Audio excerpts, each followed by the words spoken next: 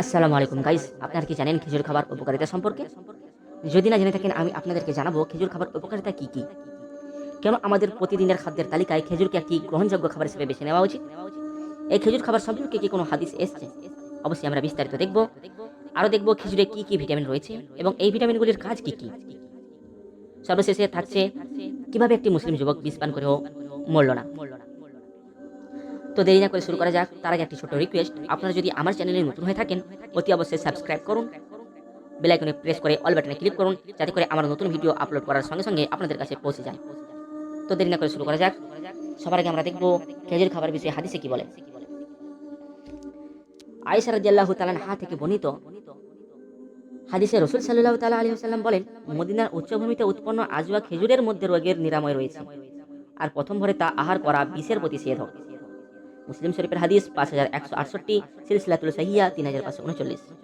যে হযরত সাদ রাদিয়াল্লাহু তাআলা আনহু বলেন, আমি রাসূল সাল্লাল্লাহু তাআলা আলাইহি ওয়াসাল্লামকে বলতে শুনেছি, যে ব্যক্তি ভোরে 7টি আজওয়া খেজুর খাবে সেদিন কোনো বিষ ও জাদুটোনা তার ক্ষতি করতে পারবে না। বুখারী শরীফের হাদিস 5445, মুসলিম 2047, আবু দাউদ 3876 নম্বর হাদিস। এই ছিল আজকে আমাদের খেজুর খাবার হাদিস। এবার আমরা দেখব খেজুরে কি কি ভিটামিন রয়েছে। খেজুর প্রচুর পুষ্টি উপাদান রয়েছে। এতে প্রধানত vitamin A, B one, thymine, B2, riboflavin, বি3, niacin, বি5, প্যান্টোথানিক acid, বি6, পাইরিক, green, বি9, folate এবং ভিটামিন কে রয়েছে। এছাড়াও খেজুরে খনিজ যেমন পটাশিয়াম, ম্যাগনেসিয়াম, ক্যালসিয়াম এবং আয়রন পাওয়া যায়। এগুলোর কাজ কি? এগুলোর কাজ: 1 নম্বর, ভিটামিন এ চোখের স্বাস্থ্যের জন্য, চোখ এবং ত্বককে সুস্থ রাখার জন্য, রোগ প্রতিরোধ ক্ষমতা বাড়ায়।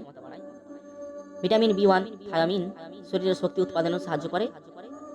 ভিটামিন বি2, রাইবোফ্লাভিন শক্তি উৎপাদন প্রক্রিয়ায় সাহায্য, চুল, ত্বক এবং চোখের জন্য কাজ করে। ভিটামিন বি3, নিয়াসিন পুষ্টির শক্তিতে রূপান্তরিত সাহায্য করে, হজম প্রক্রিয়ায় সাহায্য করে। ভিটামিন বি5, প্যান্টোথানিক চর্বি, কার্বোহাইড্রেট এবং প্রোটিনের বিপাক।